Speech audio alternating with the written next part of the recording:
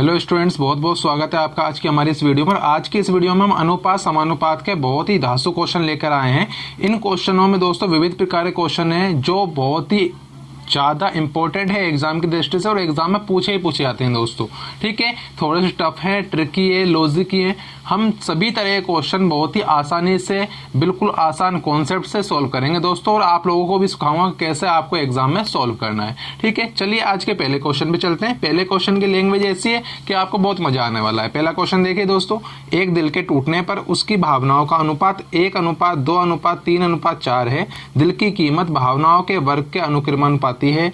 दिल टूटने पर 700 रुपए का नुकसान हुआ तो दिल की मूल कीमत क्या थी। ठीक है दोस्तों, जैसा कि दिल होता है आप जानते हैं, टूट जाता है तो बहुत दुख होता है। ठीक है, उसी प्रकार से इस क्वेश्चन की लैंग्वेज मैंने बहुत इंटरेस्टिंग रखी है यहाँ पे कि उसकी भावनाओं का अनुपात 1:2:3:4 है। इमोशन बोल सकते हैं हम, फीलिंग्स भी बोल सकते हैं दोस्तों। ठीक है, तो एफ से दर्शाया तो इनका अनुपात है दोस्तों 1:2:3:4। ठीक है, मतलब टोटल यदि पूरे दिल में भावनाओं की बात करूं, पूरे दिल की बात करूं तो कितनी भावनाएं होंगी, 1 2 3 4 टोटल कर देंगे तो कितना आ जाएगा दोस्तों 10। मतलब पूरे दिल की जो भावनाओं का अनुपात मान है, पूरे दिल का टोटल है, वो कितना है दोस्तों 10 है दोस्तों। कितना है 10 है। ठीक है, अब ये बोल रहा है कि दिल की कीमत भावनाओं के वर्ग के अनुक्रमानुपाती है। दिल की कीमत भावनाओं के वर्ग के अनुक्रमानुपाती है।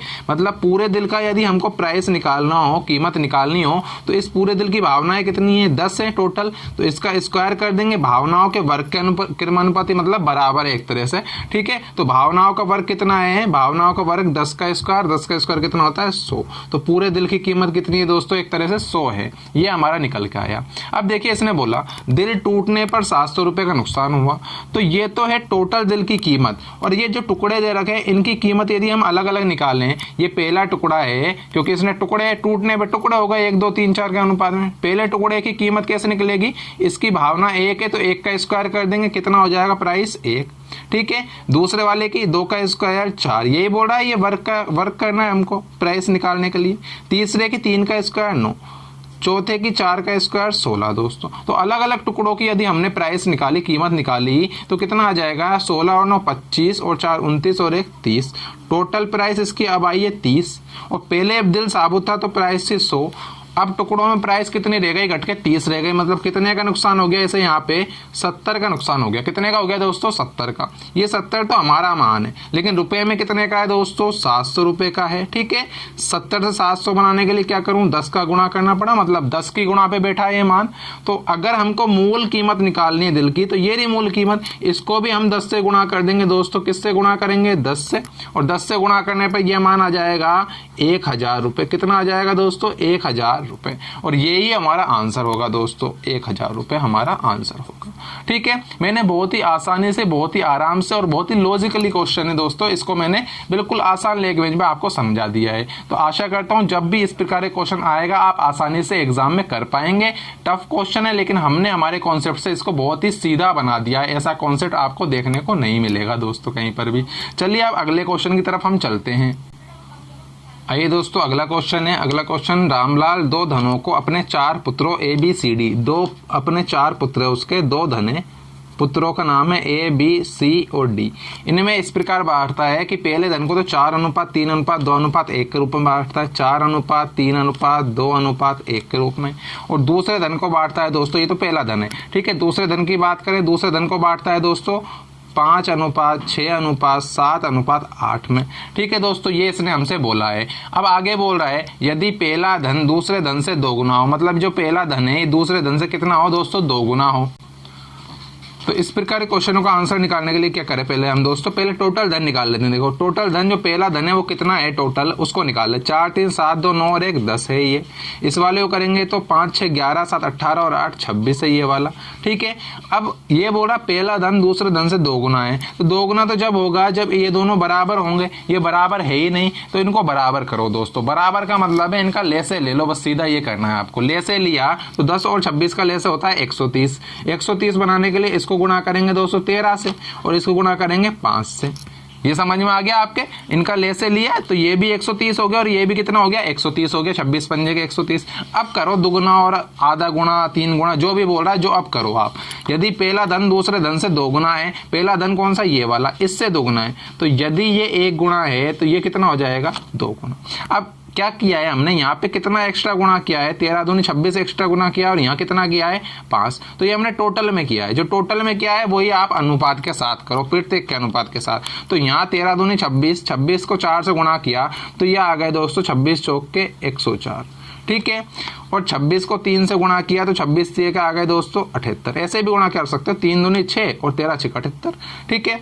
यहाँ से आ जाओ 2 दूनी 4 और 13 चौक 52 दोस्तों, ठीक है। और ये आ जाएगा 26 एकम 26, ठीक है। ये नया अनुपात आ गया। इसी प्रकार यहाँ का से गुणा करना है 5 एकम 5, 5 से गुणा करना है तो 5 5 25, 5 6 30, 5 7 35 और 5 8 40। अब ये पूछ रहा है सबसे अधिक धन किसे मिला, तो जोड़ लो दोस्तों, सभी को जोड़ लेंगे हम। 104 और 25 129 हो गए दोस्तों, ठीक है। 78 और 30, 8 का 8 7 3 11 118 हो गए। 5 और 2 7, 5 और 3 8, 6 और 4 और 2 6।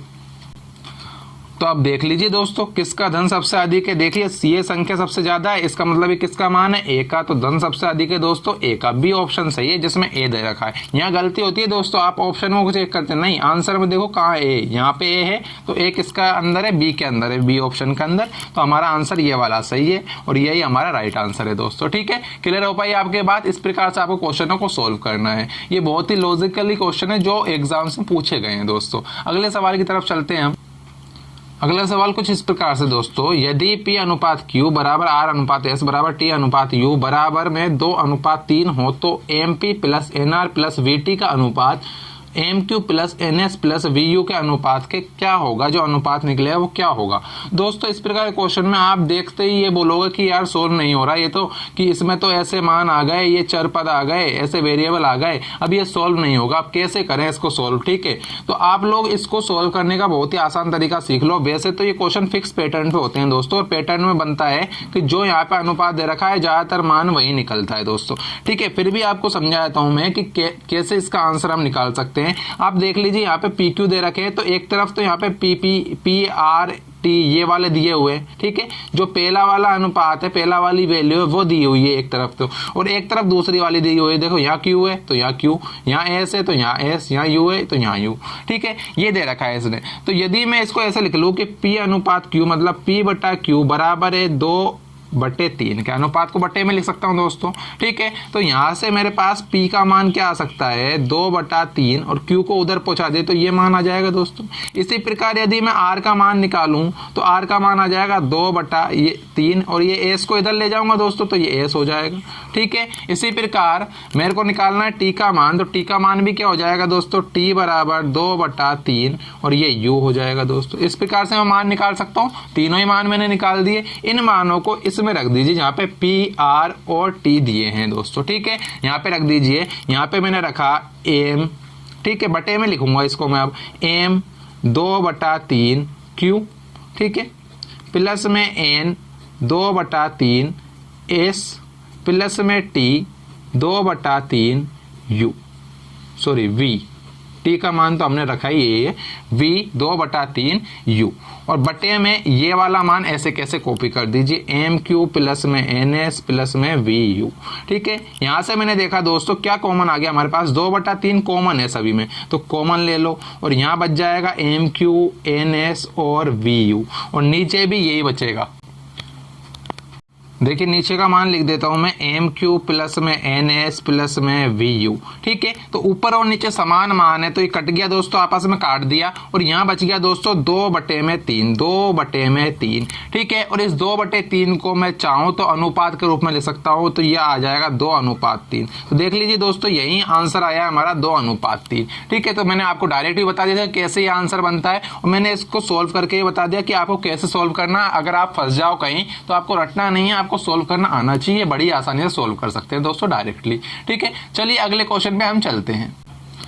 अगला क्वेश्चन है दोस्तों, वे कौन से भिन्न है जिसका 1/27 के साथ वही अनुपात है जो 3/11 तथा 5/9 का अनुपात है दोस्तों, ठीक है। ये इसने पूछा है। अगर मैं अनुपात को भिन्न के रूप में लिखूं तो मैं लिख दूं दोस्तों, देखो 1/27, ठीक है, बराबर में किसके बराबर, 3/11 बटे में 5/9, इस अनुपात के बराबर। तो दोस्तों यहाँ से मैंने सॉल्व किया तो यह आ जाएगा, ये 27 ऊपर चल जाएगा, गुणा करेंगे तो 27/1, और यहाँ पे भी ये 9 ऊपर चल जाएगा, 9 3 के 27 और 11 5 के 55 दोस्तों। 27 से 27 कट गया तो वो भिन्न जो हमने x मानी थी फर्स्ट में, उस x का मान क्या आ गया, 1 का इधर गुणा हुआ तो ये आ जाएगा 1/55। तो उस भिन्न का मान होगा 1/55 दोस्तों, और यही हमारा आंसर है। समझ गए आप किस प्रकार से आपको ऐसे क्वेश्चनों को सॉल्व करना है, ठीक है। आशा करता हूँ बहुत अच्छी लग रही होगी वीडियो। अब थोड़े से टफ क्वेश्चन और रखे मैंने आगे, अलग अलग प्रकार के क्वेश्चन है दोस्तों, हर क्वेश्चन ही अलग प्रकार का है। तो चलिए अगले क्वेश्चन पे हम चलते हैं। यहाँ क्वेश्चन है दोस्तों, 624 रुपए को ABC में 1/2 अनुपात 1/3 अनुपात 1/4 के अनुपात में बांटने पर C का भाग कितना होगा, ये इसने हमसे पूछा है। तो A अनुपात B अनुपात C, 3 जने दोस्तों, और इस बार बटे में दे दिए 1/2, 1/3 और 1/4 इनका अनुपात है। जब आपको ऐसे दे दे, अगर डायरेक्ट वैल्यू दी हो तो मैंने आपको बता ही रखा है, लेकिन ऐसे दे दे तो क्या करेंगे हम दोस्तों, इनका लेसे ले लो। लेसे कितना आता है इनका, 12 आ जाएगा दोस्तों, ठीक है। 12 लेसे है, और यहाँ से इनकी वैल्यू निकालो तो 2 6 12 6, यहाँ से निकाले 4 और ये 3, तो यही इनका अनुपात है, 6:4:3। इससे कोई मतलब नहीं। अब हमें इसका यूज तो केवल हमने ये ऊपर मान लाने के लिए किया था कि मान हमारा किस में आ जाए, अंश के रूप में आ जाए। यहाँ पे हर में मान दिया था। आ जाइए अब दोस्तों, अब क्या करें हम, ठीक है। अब क्या करेंगे, इनको जोड़ें। यहाँ पे हमारा मान कितना निकला वो देखें, 6 और 4 10 और 3 13। हमारा मान कितना है, 13 है, और इसने कितना दिया है रुपए में, 624 रुपए दिया है। कितने गुणा पर है ये देख लीजिए दोस्तों बस। तो देखो 13 चौको 52, 10 बच गए, 13 8 के 104, 48 गुणा पर है। अब ये पूछ रहा है C का भाग कितना होगा, तो ये रहा C। इसको भी कितने गुणा पर ले जाओ दोस्तों, 48 गुणा पर ले जाओ। 3 8 24 की 4, 3 चौक 12 और 2 14, 144 रुपए हमारा आंसर आ गया, C का मान आ गया दोस्तों, ठीक है। तो इस प्रकार से हम सॉल्व कर सकते हैं बड़ी आसानी से। चलिए अगले क्वेश्चन की तरफ चलते हैं। अगला क्वेश्चन इस प्रकार से है दोस्तों, एक पेटी में 1 दर्जन शीशे थे। पेटी के गिरने पर टूटे हुए एवं बिना टूटे हुए शीशों का अनुपात निम्न में से कौन सा नहीं हो सकता, ये हमसे पूछा है दोस्तों। तो यहाँ पे इसने बोला 1 दर्जन शीशे हैं दोस्तों। 1 दर्जन का मतलब होता है, 1 दर्जन का मतलब होता है दोस्तों 12। कितना होता है, 12।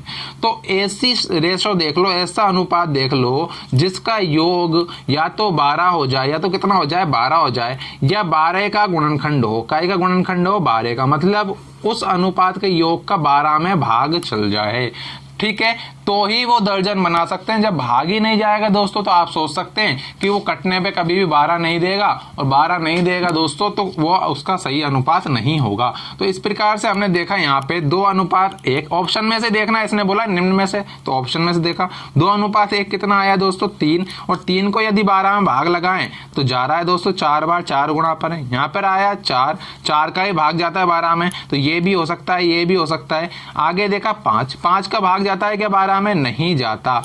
तो ये पूछ रहा कौन सा नहीं हो सकता, तो ऑप्शन नंबर C नहीं हो सकता दोस्तों, क्योंकि यह ना तो 12 का गुणनखंड है, ना खुद 12 है, इसलिए यही एक ऐसा अनुपात है जो टूटे हुए एवं बिना टूटे हुए शीशों का अनुपात नहीं हो सकता। 7:5, तो ये खुद ही 12 हो रहा है, ठीक है, तो ये बन सकता है टुकड़ों का अनुपात, ठीक है दोस्तों। तो हमारा आंसर कौन सा है, 3:2। समझ पाए आप लोग, आशा करता हूँ अच्छे से समझ पाए होंगे। चलिए अगले क्वेश्चन पे चलते हैं। आइए दोस्तों, अगला क्वेश्चन है, बहुत ही अच्छा क्वेश्चन है दोस्तों, बहुत ही प्यारा क्वेश्चन है और थोड़ा ट्रिकी क्वेश्चन है, तो बहुत ही ध्यान से हमको सॉल्व करना है। देखिए दोस्तों, क्वेश्चन है, जितने समय में एक खरगोश 5 छलांगे लगाता है, उतनी देर में एक कुत्ता 3 छलांगे लगाता है। यदि कुत्ते की 1 छलांग में तय की गई दूरी खरगोश की 3 छलांगों में तय की गई दूरी के बराबर हो, तो कुत्ते व खरगोश की चाल का अनुपात क्या है दोस्तों। तो इस प्रकार के क्वेश्चन को सोल्व करने के लिए पहले हमको क्या दिया है वो देख लीजिए। ये बोला है जितने समय में, मतलब समय के बारे में दिया है। काय के बारे में दिया है दोस्तों, समय के बारे में। क्या बोला है समय के बारे में, कि खरगोश 5 छलांगे लगाता है, खरगोश की 5 छलांगे, रेबिट लिख दूं, R से दर्शा देंगे, 5R बराबर है उतनी देर में, देर का मतलब समय, उतनी देर में एक कुत्ता 3 छलांगे लगाता है, मतलब कुत्ते की कितनी छलांगों के बराबर है दोस्तों, 3 के बराबर। और यहाँ से मैं अनुपात निकालूं तो मैंने आपको सिखाया है लास्ट वीडियो में कि अनुपात कैसे निकालते हैं। जो सामने वाला मान होता है वो इसका अनुपात होता है। तो R का अनुपात तो हो जाएगा दोस्तों 3 समय का, और डी का अनुपात हो जाएगा दोस्तों 5, ठीक है, डॉग का मतलब। तो ये तो इनके समय का अनुपात निकल ही आया। अब बात करें इनकी दूरी का, आगे इसने दूरी के बारे में बोला है क्योंकि क्वेश्चन में, ठीक है। आ जाइए दूरी में, यदि कुत्ते की एक छलांग में तय की गई दूरी, देखो दूरी दी है ना, एक छलांग में तय की गई दूरी खरगोश की 3 छलांगों में तय की गई दूरी के बराबर हो, मतलब कुत्ते की एक छलांग में तय की गई दूरी खरगोश की 3 छलांगों में तय की गई दूरी के बराबर है। तो यदि मैं यहाँ से इन दोनों का अनुपात निकालूं डी और आर की दूरी का, तो कितना आ जाएगा, सामने वाला मान होता है, मैंने बताया था आपको, तो डी का मान तो कितना हो गया 3 और आर का मान कितना हो गया दोस्तों 1। ये हो गए दोस्तों हमारे पास दोनों मान, ठीक है। अब चलिए देखिए, इसने पूछा है चाल, तो दोस्तों चाल बराबर होता है, आपको पता है चाल बराबर होता है दूरी बटे में समय, दूरी बटे में समय। तो मैं एक तरफ तो लिख लूँ, इसने कुत्ते और खरगोश की पूछा है, तो पहले मैं लिख लूँ कुत्ते को और बाद में लिख लूँ खरगोश को, ठीक है। इनकी दूरी का अनुपात देख लेते हैं पहले। दूरी का अनुपात ये रही दूरी का अनुपात डी का 3 है और आर का 1 है, बहुत ध्यान से लिखना है दोस्तों। समय का अनुपात निकालो तो डी का 5 है और आर का कितना है दोस्तों 3 है, ठीक है। यहाँ तक भी क्लियर हो गया। अब इसने हमसे क्या पूछा है, चाल मतलब स्पीड, तो स्पीड क्या होता है, दूरी बटे में समय, तो 3 बटे में 5, ठीक है। और यहाँ पे आ जाएगा 1 बटे में 3। अब ऐसे बटे में आ गया तो क्या करूं मैं, बटे में हो तो इसको सोल्व करने के लिए हम क्या करें, इसका वज्र गुणा कर दे, क्रॉस मल्टीप्लाई कर दे यहाँ से, तो 3 तिया का 9 और 5 एकम का 5। तो यहाँ से हमारा जो अनुपात आया है इनकी स्पीड का, वो आ जाएगा दोस्तों 9:5 और यही हमारा राइट आंसर है दोस्तों। तो बिल्कुल बेसिक से मैंने बहुत ही अच्छे कॉन्सेप्ट से आपको इस बड़े से सवाल को बहुत छोटे से मैं समझा दिया दोस्तों, ठीक है। आशा करता हूँ आपको अच्छा मेथड लगा होगा। चलिए अगले क्वेश्चन पे हम चलते हैं। अब अगला क्वेश्चन कुछ इस प्रकार से है दोस्तों, किसी मानचित्र के लिए पैमाना 1:4 × 10⁵ दिया है। मानचित्र में 2 बिंदुओं के बीच की दूरी 4 सेमी हो, तो इन बिंदुओं के बीच की वास्तविक दूरी क्या है, ये हमको पता लगाना है दोस्तों। तो देखिए, आपने पहले बचपन में यदि मानचित्र पढ़े हों तो आपने देखा होगा मानचित्र में पैमाना मानते थे, स्केल मानते थे दोस्तों, कि हमने मान लिया वहां पे एक खाना या एक मान है, एक मान लिया किसी को अपनी यूनिट में और उसका मान कितने गुणा के बराबर, 4 × 10⁵ के बराबर।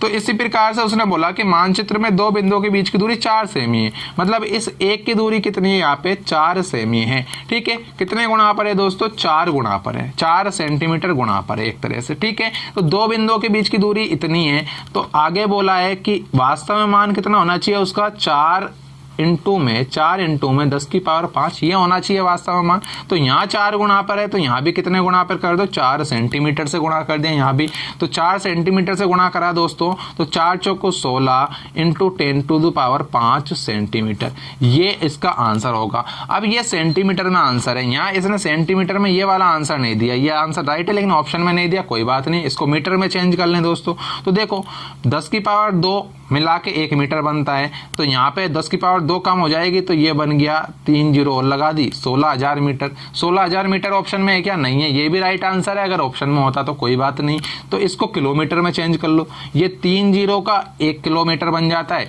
तो इसको किलोमीटर लिख दिया, 16 किलोमीटर, ठीक है। अब 16 किलोमीटर ऑप्शन में हो तो ये आंसर है, 16 किलोमीटर ऑप्शन में है, इसलिए यही हमारा राइट आंसर है दोस्तों। समझ में आ गई आपके बात, ठीक है।